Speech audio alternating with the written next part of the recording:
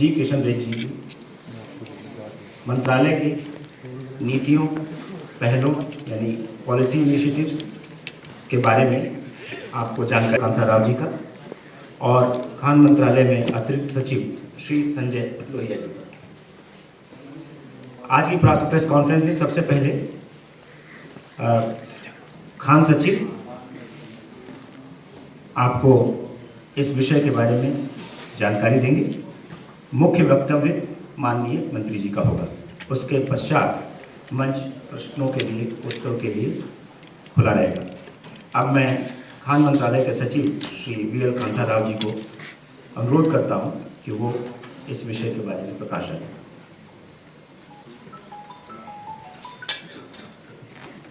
Thank you and good morning to all of you. I will just say a few introductory words and then Minister has a lot of points and information to give on the achievements of the ministry. As you are aware, Honorable Minister took over as the minister in June of last year, and since then there have been several initiatives and schemes that the ministry has launched. You will get detailed information about the achievements and about the initiatives in the bag that has been given to you. There is a bag in which there is just one small folder like this, and behind the folder there is a pocket which has a pen drive. So a lot of information has been given in a soft copy so that it can be easily be made use by you whenever you want to write about the achievements of the ministry. About the work that has been done, I want to say that it can also be categorized into Bharat सरकार से मैं हृदय से धन्यवाद देता हूँ जो समय निकाल कर आप लोग आए हैं। सबसे पहले महाशिवरात्रि का पर्व दिवस आज भी देश में, दुनिया में लोग मना रहे हैं। मैं आपको, आपके परिवार को, आपके द्वारा सभी भारत की जनता को इस पर्व दिवस पर मैं शुभकामनाएं देना चाहता हूँ। वैसा ही हमारा सौभाग्य है, प्रयागराज में कल महाकुंभ का दुनिया में सबसे बड़े आध्यात्मिक फेस्टिवल परिपूर्ण हुआ है। उसके संदर्भ में यूपी सरकार को, आदरणीय प्रधानमंत्री जी को, यूपी मुख्यमंत्री योगी जी को भी मैं धन्यवाद देता हूँ। सारी इस सफल बनाने में करोड़ों करोड़ों लोग काम किया है। सभी लोगों को भी इस पर्व दिवस शिवरात्रि के संदर्भ में उनको भी मैं धन्यवाद देता हूँ।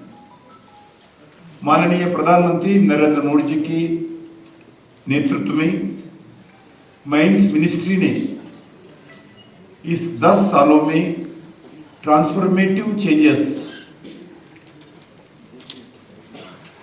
हर विषय पर हमारा मिनिस्ट्री लाया है।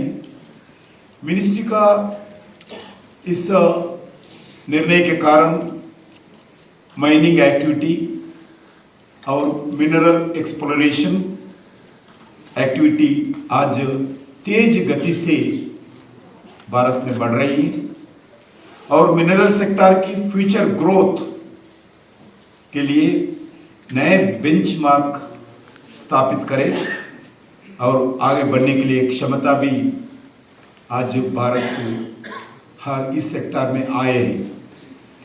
माइनिंग सेक्टर को भारत की आत्मनिर्भरता बढ़ाने के लिए ईजी ऑफ डूइंग बिजनेस पर हमारी मिनिस्ट्री ने स्पेशल अटेंशन दिया है। इसमें MMDR act 2023 mines and mineral development and regulation act 2023 के रूल्स में कई रिफॉर्म्स समय समय पर लाया जा रहा है। इसके लिए एक्सप्लोरेशन लाइसेंस प्रोविजंस को इम्प्लीमेंट करना, थ्रेशोल्ड वैल्यूज को, कम दाम वाले मिनरल्स को डिस्पोजल प्रोविजंस को क्लैरिफाई करना, स्मॉल माइनर्स के पेनाल्टीज को रेशनलाइज करना,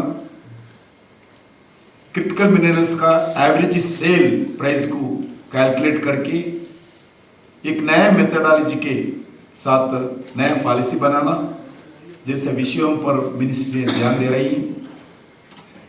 प्रधानमंत्री जी के आदेश पर ऑफशोर मिनरल ब्लॉक्स को फर्स्ट टाइम एक्शन में लाने में तेजी बढ़ाए है।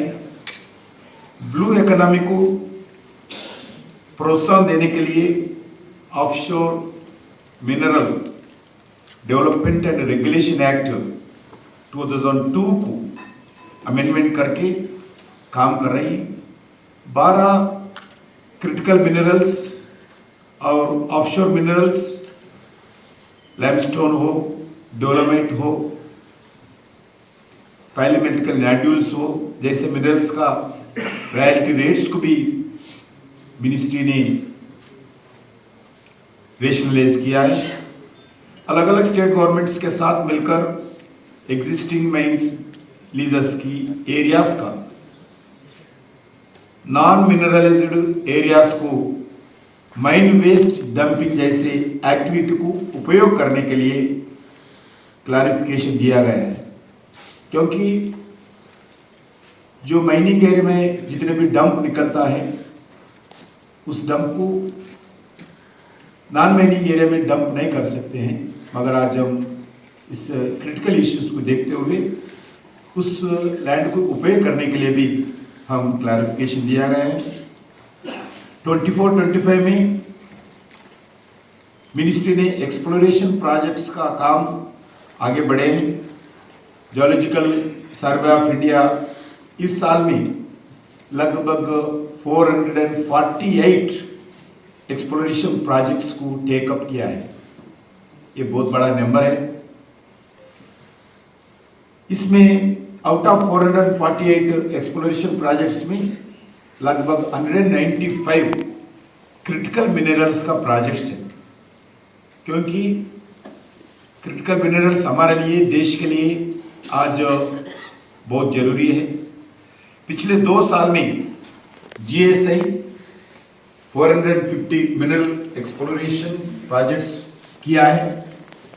एक्सप्लोरेशंस का इफेक्टिव एफिशिएंट डेटा एक्वायर करने के लिए heliborne, geophysical survey, artificial intelligence, machine learning tools, drones जैसे अलग अलग एडवांस्ड टेक्नोलॉजीज का इंट्रोड्यूस करने के लिए, उपयोग करने के लिए मिनिस्ट्री ने बहुत प्रयास कर रही है और यूज भी हो रहे हैं।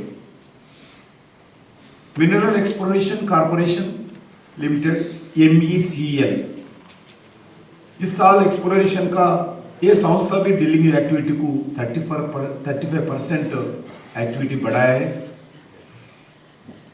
माइनिंग मिनिस्ट्री एक्सप्लोरेशन प्रक्रिया में और तेजी लाने के लिए इसमें प्राइवेट सेक्टर को इन्वॉल्व किया जा रहा है। अभी तक देश में जितने भी एक्सप्लोरेशन होता था वो PSUs, गवर्नमेंट ऑर्गेनाइजेशंस ज़्यादा करते थे। अभी प्राइवेट सेक्टर का भी हम जिम्मेदारी दिया है, उसमें ज़्यादा नया स्टार्टअप कंपनीज को भी ज़्यादा इन्वॉल्वमेंट कर रहे हैं।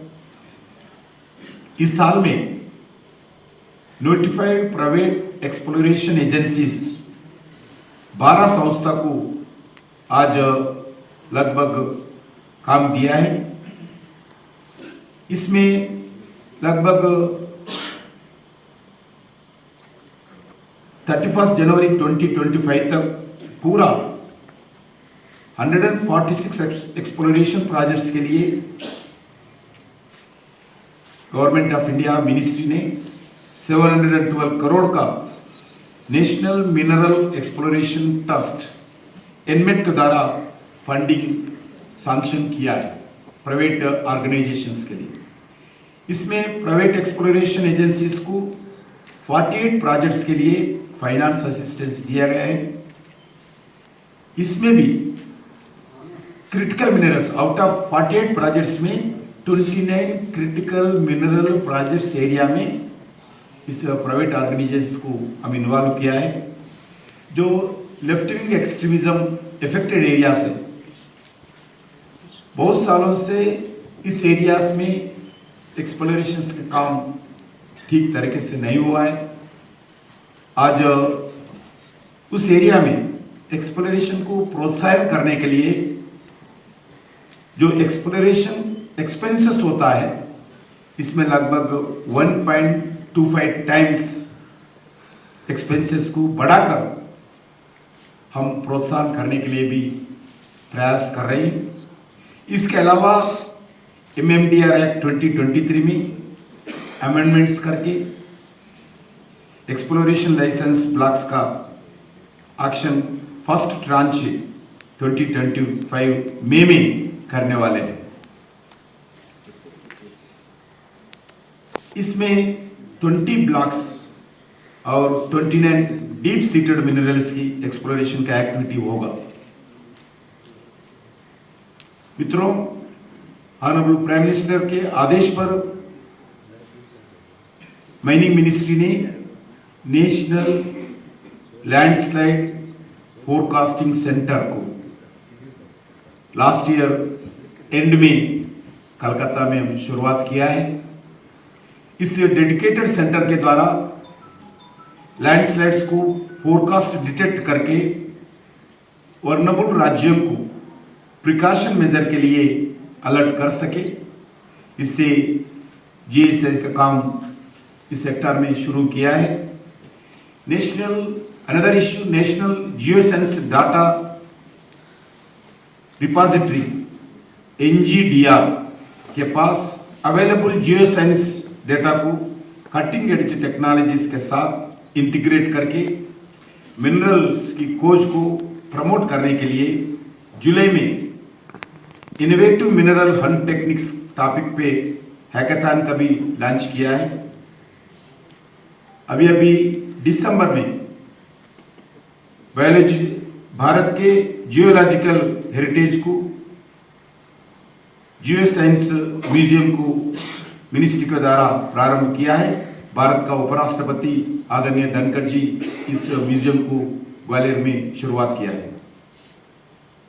ऑफशोर एरिया में माइनिंग एक्टिविटी हम बढ़ा रहे हैं। मैं समाप्त करता हूं। अगले महीने एक्सप्लोरेशन लाइसेंस ब्लॉक्स का एक्शन लॉन्च करेंगे।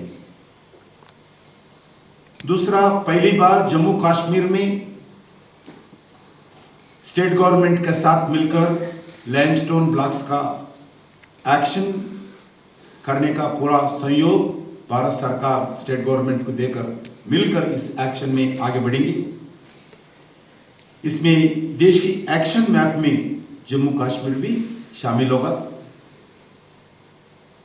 अनदर ओवरबर्डन, ये बड़ा इंपॉर्टेंट मुद्दा है।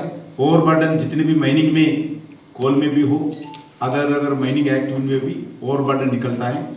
ओवरबर्डन वेस्ट डंपिंग्स, टाइलिंग्स और रिजेक्ट्स, इसकी सभी जगह इंक्लूडिंग ऑफशोर में, पेट्रोलियम में भी जो एक्सप्लोरेशन करते हैं, वो सभी लोग जितने भी माइनिंग करते समय 100% इस ओवरबर्डन, वेस्ट डंपिंग, टाइलिंग्स पर, रिजेक्ट्स पर टेस्टिंग करना चाहिए। इसमें कोई क्रिटिकल मिनरल्स है क्या, ये देखना चाहिए। ये बड़ा निर्णय सरकार लिया है। आने वाले नए प्लान तैयार कर रही है। इसके द्वारा माइनिंग वेस्ट से क्रिटिकल मिनरल्स की टेस्टिंग होगा और एक्सट्रैक्शन भी होगा।